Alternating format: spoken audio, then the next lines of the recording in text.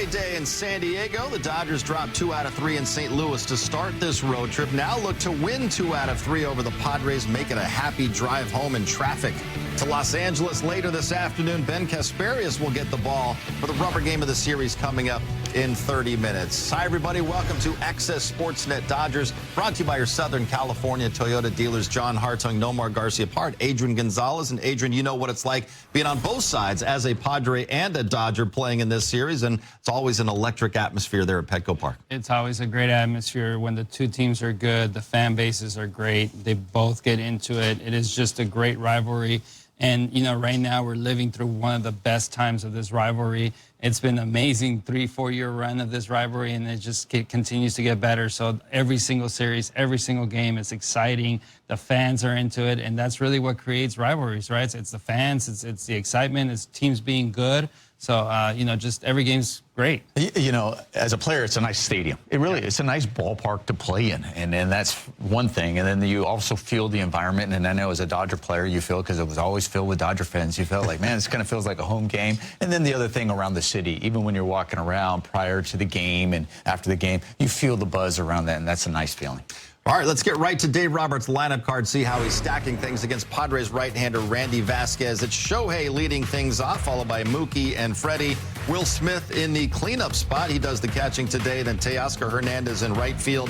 Max Muncy at third. Andy Paez in center. Michael Conforto in left. And Hae-Sung Kim starting at second base. Nomar, what sticks out to you? Well, you know, aside from the bottom part, you know, I'm looking at the middle part of the lineup. Obviously, Will Smith back in there, which is good to see, you know, and then Teoscar right behind them. Like, sometimes we would see them flip-flopping, and we were talking about Teoscar's struggles right now, and whether that may have a little bit of an influence right there, kind of putting him between a righty and a lefty out there. But, you know, really need to get Teoscar going.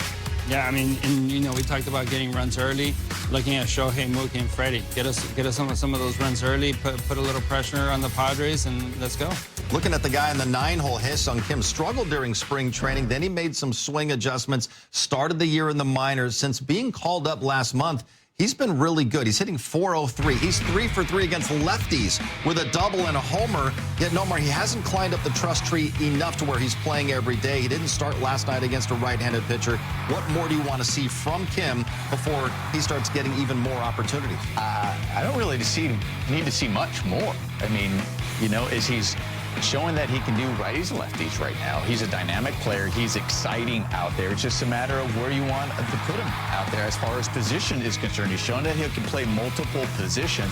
I think the challenge right now that Dave Roberts has is he always talks about keeping guys relevant, right? So can I put Kim in there, righty versus lefty? Yeah, I feel comfortable. I personally would feel comfortable him doing that. But at the same time, you're going, okay, you got to also keep Kike, make sure he is, you know, has some at-bats. So because there are times when you're going to put Kike in there and maybe coming off the bench in a pinch hit role. There's other guys we know. We got Tommy Edman, and right now with Tommy Edman dealing with the ankle, it's like, where does he feel more comfortable as with? So there's things like this where you're kind of going, okay, where's the ideal spot? Because to me, if you said, okay, all things considered, everybody was healthy, what would you like? I could see Kim playing second, so he's just comfortable with Mookie on a regular basis, and Tommy Edman playing out there in outfield, center field, Andy Pop, both of those guys being in the outfield over there with Teoscar. To me, that's one of the strongest lineups as of right now, but obviously it's easier said than done while you're trying to manage and make sure guys are getting their at-bats. Yeah, I couldn't agree more. I mean, he's a guy that's shown both defensively, running the bases, speed, the dynamic that he brings to the team, and his ability to put the ball bat to ball.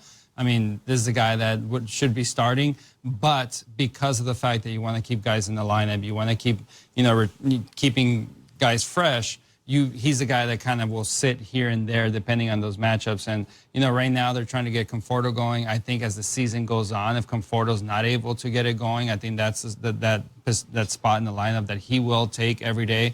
Put Edman and Paez in the outfield, and then you have that lineup. But right now, you want to get Conforto in, you want to get Kike in, you want to get everybody at bat. So, you know, you just shuffle a little bit. You know, right now, Kim, though, is the ideal. With Shohei being your leadoff guy, he's like your ideal ninth hole hitter. He really is your ideal ninth hole hitter. Well, and we saw Will Smith in the lineup as well today. When he is in there, the Dodgers are 30-17. When Will Smith is not in the starting lineup, the Dodgers are a game under 500.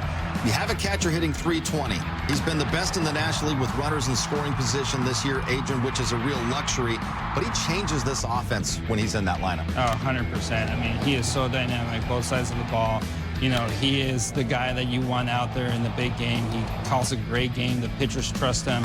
And on top of it, he's giving you elite offense, you know, out from the catcher's position, hitting with runners, scoring position, as you said.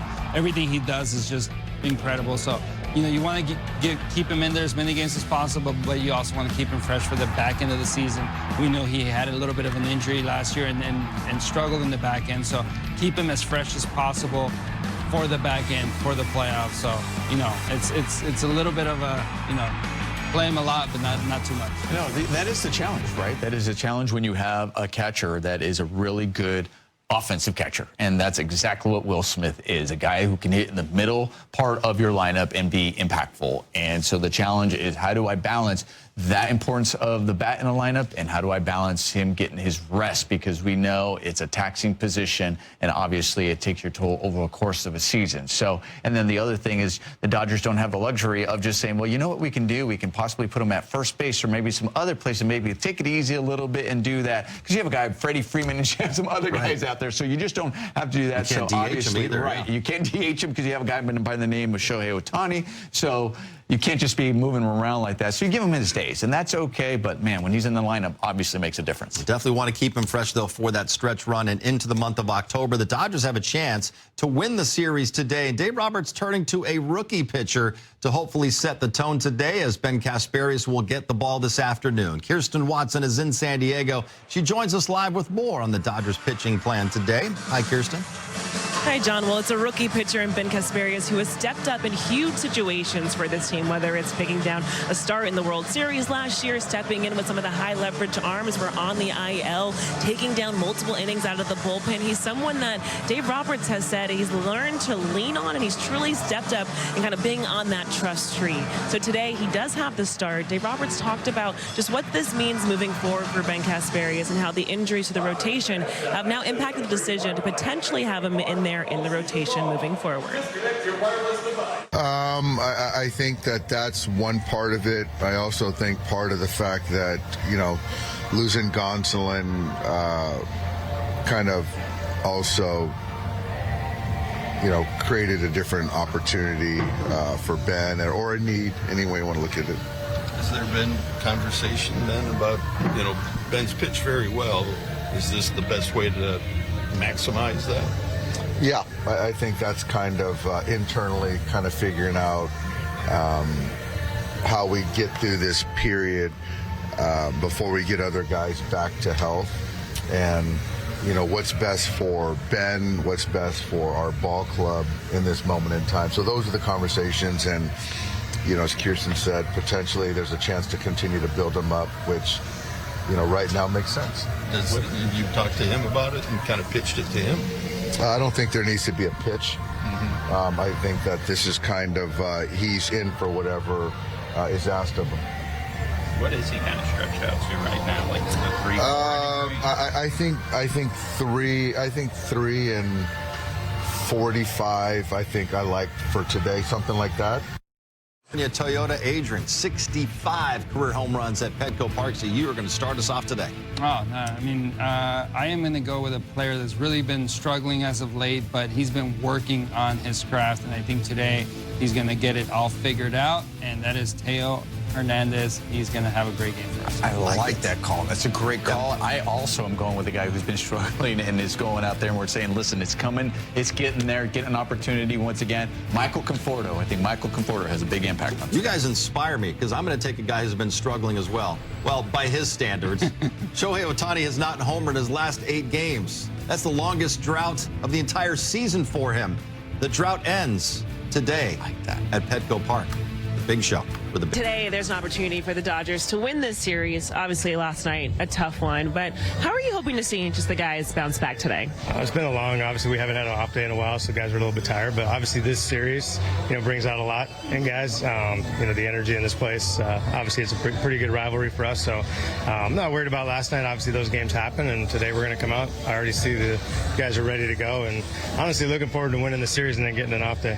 You've been a manager in the past. How important is it just for people to understand it's not just about one game. It's a long season, and sometimes you have to think about things in the future, not just here in the moment. Yeah, I mean, obviously we're trying to, every game we're trying to win not only that game, but obviously win the war. And I know that Doc and the pitching guys and our entire, obviously, organization does a really good job of that. We play the long game. Obviously in a shortened series, obviously these games are really important. They're basically 2 wins, because we know they're going to lose if we win. So they're obviously a little bit more heightened, a little more important. But at the end of the day, like games like yesterday happen, we got to, brush it aside. Knowing we have the earlier game today, I think helps because we don't really have time to think about it and we just come in and play. Just a bit ago, you were working with Hae-Sung Kim. How have you seen him just evolve at the big league level? Amazing. Especially now defensively, I knew he was special. The second I got eyes on him, from his time in Korea to actually getting a chance to kind of work with him one-on-one before spring training, I knew that's an elite skill that he has out there.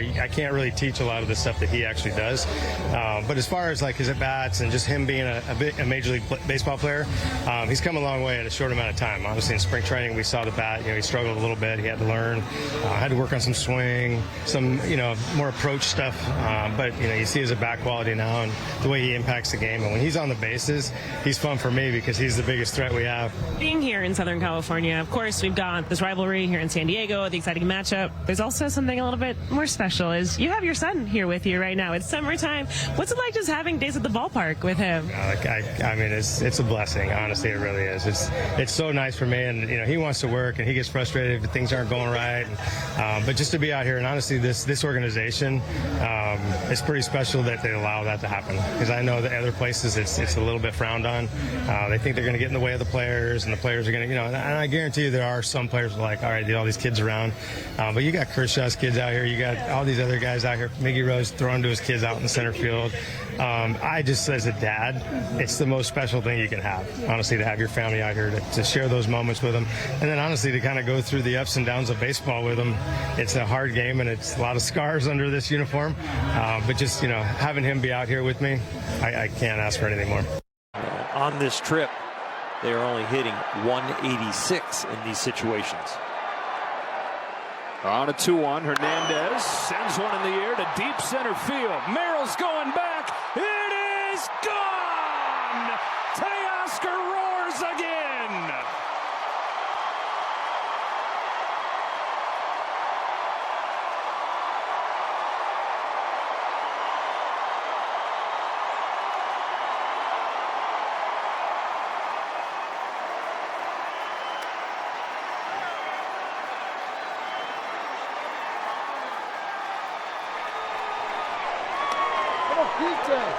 His first home run since May 21st is a tie-breaking blast in San Diego.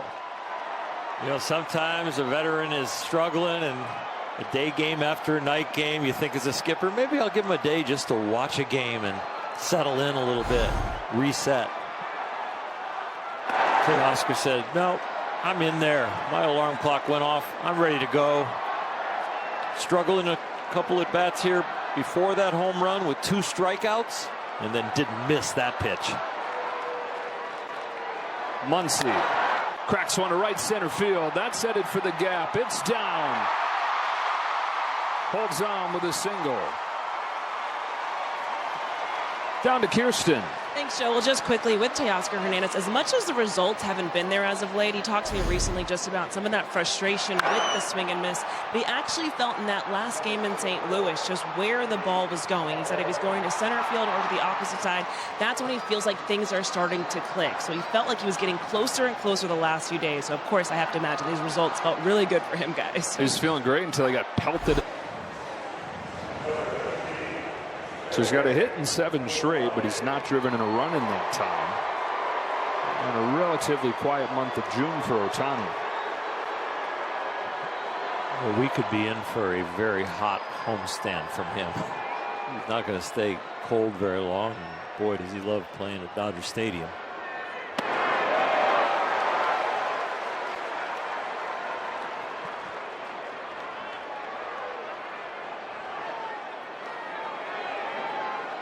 .238 so far in June, which for him, that is very due. It's over 11 games. Chases, It's 0-2.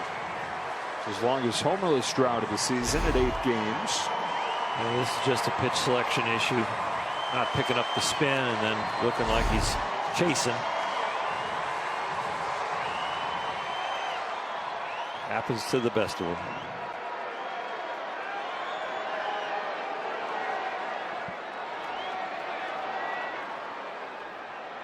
Oh, 2 from Matsui. We faced a bunch of times in their time in Japan. Matsui was a longtime closer over there. Start of his career was near the end of Ohtani's in Japan. Shohei now in his 7th year in the major leagues, or his 8th year in the major leagues. Down on strikes, 2 away. A couple of chase sliders during this at bat, and the last one gets him. Another one that looks like it's down the middle ends up low and away. Last chance to extend that hitting streak.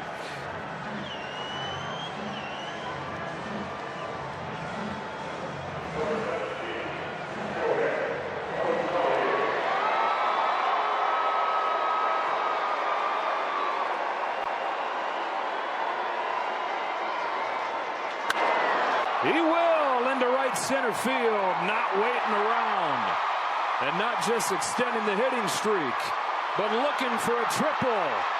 He's got one. He slid in. He hit Manny's foot, I think, and twisted his ankle a little bit. It's a great read on his part. He became his own third base coach, coming around second. Just hops on this first pitch away and really gets it on the barrel. This is quite a swing with some kind of power on a pitch that far away from you. And here he is coaching himself, putting it in another gear. But this slide, a little bit dangerous. Team leading 5th triple of the season for Ohtani. First one in more than a month. Oh, what a pluck right there by Diaz. Him over the Giants. Smith grounds one through the right side, and there's the insurance. Dodgers lead 5-2 as Smith scores Ohtani.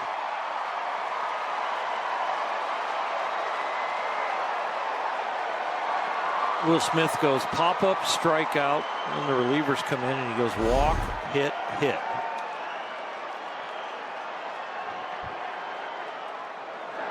Just finds a hole, keeps his hands inside, gets the barrel on it, pushes it over there into that big hole you could drive a truck through. He drove a baseball through it. A lot easier to fit that through. Yeah.